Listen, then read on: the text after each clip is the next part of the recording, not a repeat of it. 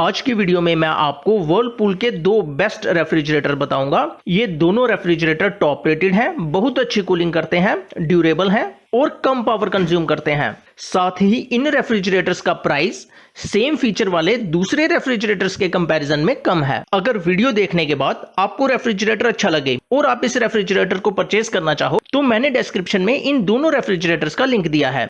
आज की वीडियो में नंबर 1 पर है व्हर्लपूल का सिंगल डोर रेफ्रिजरेटर, जिसमें हमें इंटेलिसेंस इन्वर्टर टेक्नोलॉजी वाला कंप्रेसर दिया गया है, जिसकी कैपेसिटी 215 लीटर है और ये एक 5 स्टार रेटेड मॉडल है। इस रेफ्रिजरेटर में हमें इंसुलेटेड कैपिलरी टेक्नोलॉजी दी गई है। ये टेक्नोलॉजी क्या होती है, मैं इसे सिंपल लैंग्वेज में एक्सप्लेन करता हूँ। हमारे फ्रिज के कंप्रेसर में एक रेफ्रिजरेंट होता है। ये रेफ्रिजरेंट कंप्रेसर और फ्रीजर के बीच में लगातार मूव करता रहता है। जिस कैपिलरी में ये रेफ्रिजरेंट मूव करता है, उस कैपिलरी को इस रेफ्रिजरेटर के बीच में सुपर कोल्ड गैस के साथ कवर कर दिया गया है, जिसकी वजह से हमको 3 बेनिफिट मिलते हैं। पहला, हमारे कंप्रेसर की एफिशिएंसी बढ़ जाती है। दूसरा, रेफ्रिजरेटर में फास्ट कूलिंग होती है। और तीसरा, पावर कट के केस में भी ये रेफ्रिजरेटर 8-9 घंटे तक फ्रिज को ठंडा रख सकता है। इस रेफ्रिजरेटर में हमें इंटेलिसेंस इन्वर्टर टेक्नोलॉजी दी गई है। इस टेक्नोलॉजी की वजह से फ्रिज सेंस कर सकता है कि उसके अंदर कितना सामान है। अगर फ्रिज के अंदर ज्यादा सामान होगा तो कंप्रेसर ज्यादा वर्क करेगा और ज्यादा कूलिंग पैदा करेगा, जिसकी वजह से हमारा सारा सामान जल्दी ठंडा हो जाएगा। और अगर फ्रिज के अंदर कम सामान होगा तो फ्रिज इस बात को सेंस कर लेगा और फिर कंप्रेसर कम कूलिंग करेगा, जिसकी वजह से हमारी पावर कंजप्शन कम होगी। इसी इंटेलिसेंस इन्वर्टर टेक्नोलॉजी की वजह से ये रेफ्रिजरेटर लो वोल्टेज और हाई वोल्टेज दोनों को हैंडल कर सकता है। अगर हमारी वोल्टेज बहुत कम हो जाए, यानी कि 95 वोल्ट्स तक भी हो जाए, तो भी हमारा रेफ्रिजरेटर चलता रहेगा। और अगर हमारे घर की वोल्टेज बढ़ जाए, यानी कि 300 वोल्ट्स तक हो जाए, तो भी हमारा रेफ्रिजरेटर उसे हैंडल कर सकता है। इसलिए इस फ्रिज के साथ हमें स्टेबलाइजर परचेज करने की जरूरत नहीं है। कंपनी क्लेम करती है कि अगर आपके घर में 12 घंटे का भी पावर कट रहेगा तो भी इस फ्रिज में रखा हुआ दूध खराब नहीं होगा। अब हम इस रेफ्रिजरेटर की कुछ स्पेसिफिकेशन देख लेते हैं, उसके बाद हम इस रेफ्रिजरेटर के अंदर का डिजाइन देखेंगे। इस रेफ्रिजरेटर का ग्रॉस वॉल्यूम है 215 लीटर्स, लेकिन जो एक्चुअली में हमें स्टोरेज के लिए वॉल्यूम मिलता है वो हमेशा ग्रॉस वॉल्यूम से कम होता है। इस रेफ्रिजरेटर का स्टोरेज वॉल्यूम है 195 लीटर्स। ये एक 5 स्टार रेफ्रिजरेटर है, इसलिए बहुत कम पावर कंज्यूम करता है। कंपनी क्लेम करती है कि पूरे साल में ये रेफ्रिजरेटर सिर्फ 107 यूनिट्स इलेक्ट्रिसिटी कंज्यूम करेगा, जो कि 215 लीटर्स कैपेसिटी के हिसाब से बहुत कम है। इस रेफ्रिजरेटर में हमें एंटीबैक्टीरियल गैसकिट दी गई है और ये गैसकिट रिमूव करने में भी इजी है, इसलिए इस गैसकिट को हम आसानी से क्लीन कर सकते हैं और आसानी से फिर से एडजस्ट कर सकते हैं। ये गैसकिट एंटीबैक्टीरियल है, इसलिए इस पर बैक्टीरिया और फंजाई डिपॉजिट नहीं होते। इसी वजह से हमारा फूड हेल्दी और हाइजीन लंबे समय तक रह सकता है। इस रेफ्रिजरेटर में हमें auto connect home inverter technology दी गई है। पावर कट के केस में ये रेफ्रिजरेटर खुद ब खुद इन्वर्टर पर वर्क करेगा। अब हम इस रेफ्रिजरेटर के अंदर का डिजाइन देखते हैं। सबसे नीचे हमें वेजिटेबल बॉक्स दिया गया है और इस वेजिटेबल बॉक्स का जो कवर है उसमें हमें हनीकॉम लॉक टेक्नोलॉजी दी गई है। कंपनी क्लेम करती है कि ये refrigerator box optimum moisture retain करता है, जिसकी वजह से इस वेजिटेबल बॉक्स में रखी वेजिटेबल्स 7 दिनों तक फ्रेश रहती हैं। इस वेजिटेबल बॉक्स के ऊपर हमें 3 spill proof toughened glass shelves दी गई हैं। ये शेल्फ स्ट्रॉन्ग और स्टडी हैं, साथ ही देखने में ये शेल्फ्स काफी अट्रैक्टिव हैं। इसके ऊपर हमें मिल्क जोन दिया गया है। इसमें हम दूध के पैकेट रख सकते हैं, बटर रख सकते हैं या फिर कोई भी जल्दी खराब होने वाला सामान यहाँ पर रख सकते हैं। ये मिल्क जोन बाकी फ्रिज के कंपैरिजन में 2-3 डिग्री ज्यादा ठंडा होता है और इसके ऊपर हमें फ्रीजर दिया गया है। अगर हम इस फ्रीजर को ध्यान से देखें तो इसकी बॉडी पर हमें व्हाइट कलर की कुछ लाइंस दिख जाएंगी। ये लाइंस बहुत इंपॉर्टेंट हैं। कंप्रेसर से जो ठंडी हवा आती है वो इन्हीं लाइंस के थ्रू इस फ्रीजर में आगे पीछे घूमती है और उसी ठंडी हवा की मूवमेंट से हमारा फ्रीजर ठंडा हो जाता है। यहाँ पर एक बहुत इंपॉर्टेंट बात है जिसका आपने ध्यान रखना है। जब भी हम फ्रिज से बर्फ निकालें तो हमने चाकू, पेचकस या चम्मच का इस्तेमाल नहीं करना है। बेसिकली अगर हम अपने रेफ्रिजरेटर को प्रॉपरली डिफ्रॉस्ट ना करें तो उसमें काफ़ी बर्फ़ जम जाती है। ऐसी कंडीशन में जब हमें फ्रीज़र से बर्फ़ की ट्रे बाहर निकालनी होती है तो वो आसानी से बाहर नहीं निकल पाती और उसे जल्दी बाहर निकालने के लिए बहुत से लोग पेचकस, चाकू या फिर चम्मच का इस्तेमाल करते हैं, लेकिन ऐसा करना हमारे रेफ्रिजरेटर की हेल्थ के लिए हार्मफुल हो सकता है। अभी मैंने आपको बताया कि हमारे रेफ्रिजरेटर के फ्रीजर में जो व्हाइट कलर की लाइंस आपको दिखती हैं, इनके बीच में ठंडी हवा मूव करती है। अगर चाकू, चम्मच या फिर पेचकस से बर्फ निकालते समय हम ज्यादा ताकत निकाल दें तो इन लाइंस में कुछ क्रैक आ सकते हैं और वहां से हमारी एयर बाहर निकल जाएगी। और अगर ऐसा होता है तो आपको रेफ्रिजरेटर में बार बार गैस फिल करनी पड़ेगी। फ्रीजर के बाहर हमें व्हाइट और ग्रे कलर के कॉम्बिनेशन में एक नॉब दी गई है और इस नॉब के साइड पर 1 to 7 तक काउंटिंग लिखी गई है। इसे समझना बहुत इंपॉर्टेंट है। बेसिकली इस नॉब को रोटेट करके हम अपने फ्रिज के टेम्परेचर को सेट कर सकते हैं। अगर हम इस नॉब को 1 पर सेट करते हैं तो हमारा फ्रिज सबसे कम कूलिंग करेगा और अगर हम इस नॉब को 7 पर सेट करते हैं तो हमारा फ्रिज सबसे ज्यादा कूलिंग करेगा। तो सर्दियों में हमें इस नॉब को 1 पर एडजस्ट कर देना चाहिए।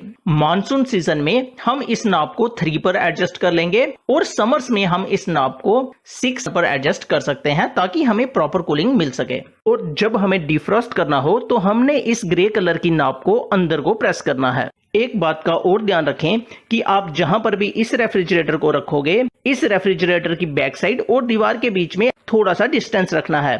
अगर आपने इस रेफ्रिजरेटर को बिल्कुल दीवार के साथ चिपका कर रख दिया तो इस रेफ्रिजरेटर की बैक साइड से जो हीट निकलेगी उसे बाहर जाने के लिए प्रॉपर स्पेस नहीं मिलेगा और आप महसूस करेंगे कि आपका रेफ्रिजरेटर प्रॉपर कूलिंग नहीं कर पा रहा है। अगर आप प्रॉपर कूलिंग चाहते हैं और ये चाहते हैं कि आपके रेफ्रिजरेटर की लाइफ भी लंबी हो तो आपने इस रेफ्रिजरेटर की बैक साइड और दीवार के बीच में थोड़ा सा डिस्टेंस रखना है।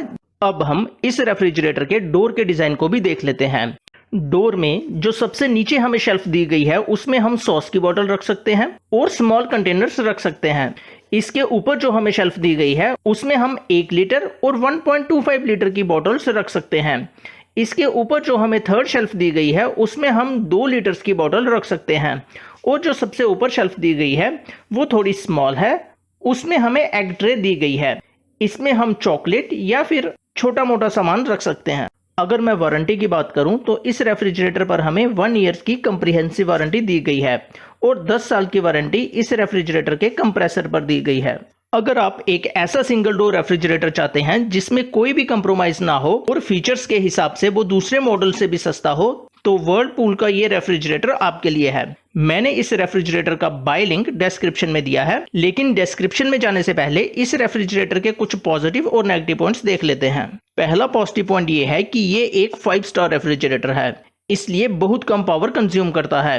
215 लीटर इस रेफ्रिजरेटर की कैपेसिटी है। उसके बाद भी ये रेफ्रिजरेटर 107 यूनिट्स कंज्यूम करता है जो कि बहुत कम है। सेकंड पॉजिटिव पॉइंट मुझे लगा कि इस रेफ्रिजरेटर के डोर में स्पेस की जो ऑप्टिमाइजेशन की गई है वो भी बहुत अच्छी है।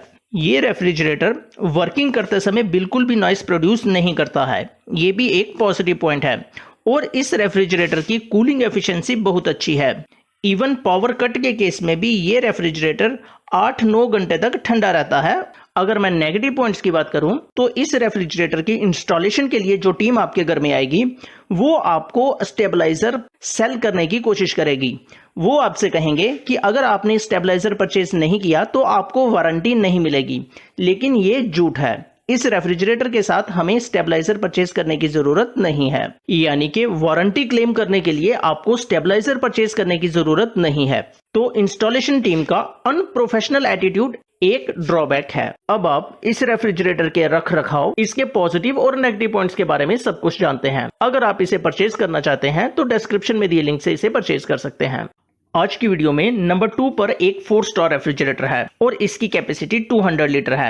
इसमें भी हमें इंटेलिसेंस इन्वर्टर टेक्नोलॉजी दी गई है और मॉडल का नाम है 215 आइस मैजिक प्रो। इसका लिंक भी मैंने डिस्क्रिप्शन में दिया है। सबसे पहले हम इस रेफ्रिजरेटर के स्पेसिफिकेशन देख लेते हैं, उसके बाद मैं इसी रेफ्रिजरेटर का कंपैरिजन नंबर 1 वाले मॉडल के साथ करूंगा ताकि आप इजीली डिसाइड करें कौन सा रेफ्रिजरेटर आपके नीड के हिसाब से आपके लिए बेस्ट रहेगा। इस रेफ्रिजरेटर का ग्रॉस वॉल्यूम है 200 लीटर्स, लेकिन जो एक्चुअली में हमें स्टोरेज के लिए वॉल्यूम मिल रहा है वो है 182 लीटर्स। ये एक 4 स्टार मॉडल है, इसलिए ये मॉडल भी लेस इलेक्ट्रिसिटी कंज्यूम करता है। ये वाला मॉडल भी सिर्फ 133 यूनिट्स इलेक्ट्रिसिटी कंज्यूम करता है 1 साल में। इस रेफ्रिजरेटर के डोर पर जो फ्लोरल पैटर्न की फिनिश दी गई है वो काफी अट्रैक्टिव है। साथ ही जो मेटेलिक हैंडल है वो इसकी ब्यूटी को और इंक्रीज करता है। अब हम नंबर 1 और नंबर 2 वाले मॉडल का कंपैरिजन करते हैं। आप सिर्फ ये मत सोचिए कि एक की कैपेसिटी 215 लीटर है और दूसरे रेफ्रिजरेटर की कैपेसिटी 200 लीटर है। बेसिकली इन दोनों रेफ्रिजरेटर के इंटरनल और एक्सटर्नल डिजाइन में काफी डिफरेंसेस हैं। वन बाय वन उनको देखते हैं। जो 4 स्टार मॉडल है उसके बेस स्टैंड में हमें ड्रॉर दिया गया है। इस ड्रॉर में ठंडी हवा नहीं आती है, लेकिन इस ड्रॉर में हम जर्नल आइटम स्टोर कर सकते हैं जैसे अनियन, पोटैटोज। तो बेसिकली इस रेफ्रिजरेटर के स्टैंड में हमें एक जनरल पर्पस स्टोरेज रैक दिया गया है जो कि 5 स्टार मॉडल में नहीं है। अब हम इन दोनों रेफ्रिजरेटर के अंदर के डिजाइन को कंपेयर करते हैं। जो 4 स्टार मॉडल है इसकी कैपेसिटी 200 लीटर है और इसके अंदर हमें 2 spill proof toughened glass shelf दी गई हैं जिनकी क्वालिटी काफी अच्छी है। लेकिन जो 215 लीटर मॉडल है उसके अंदर हमें 3 टफन्ड ग्लास शेल्फ दी गई हैं। तो देखने में हमें लगता है कि कैपेसिटी का डिफरेंस सिर्फ 15 लीटर का है, लेकिन बेसिकली एक शेल्फ इंक्रीज हो जाती है 215 लीटर मॉडल में, जिसकी वजह से स्टोरेज स्पेस भी काफी इंप्रूव हो जाता है। अब हम डोर के डिजाइन में डिफरेंसेस देखते हैं। जो 200 लीटर वाला 4 स्टार मॉडल है उसके डोर में हमें मेडिसिन के लिए एक सेपरेट बॉक्स दिया गया है, लेकिन अगर हम 5 स्टार मॉडल की बात करें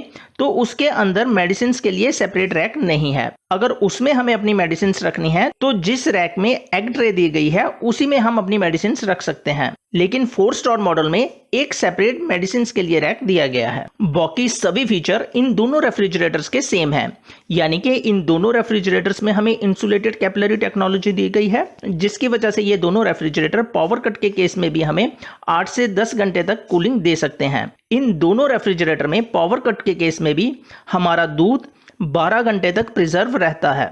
और इन दोनों रेफ्रिजरेटर का जो वेजिटेबल बॉक्स है उसमें हमें honeycomb lock in moisture technology दी गई है, जिसकी वजह से 7 दिनों तक हमारे वेजिटेबल्स फ्रेश रहते हैं। और इन दोनों रेफ्रिजरेटर में जो हमें शेल्फ दी गई हैं वो स्पिल प्रूफ टफन्ड ग्लास की शेल्फ है जो कि काफी स्ट्रॉन्ग और ड्यूरेबल है। तो फाइनली किसे 4 स्टार मॉडल की तरफ जाना चाहिए और किसे 5 स्टार मॉडल की तरफ जाना चाहिए?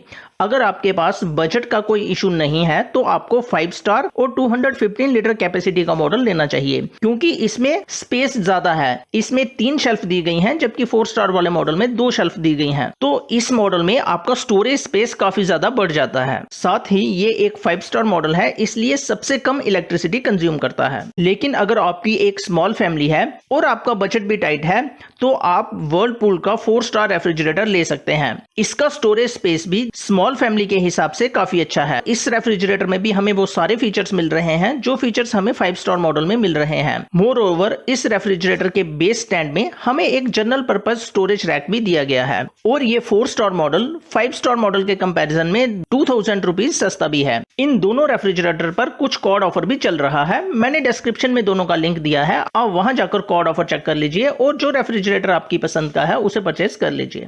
Thank you.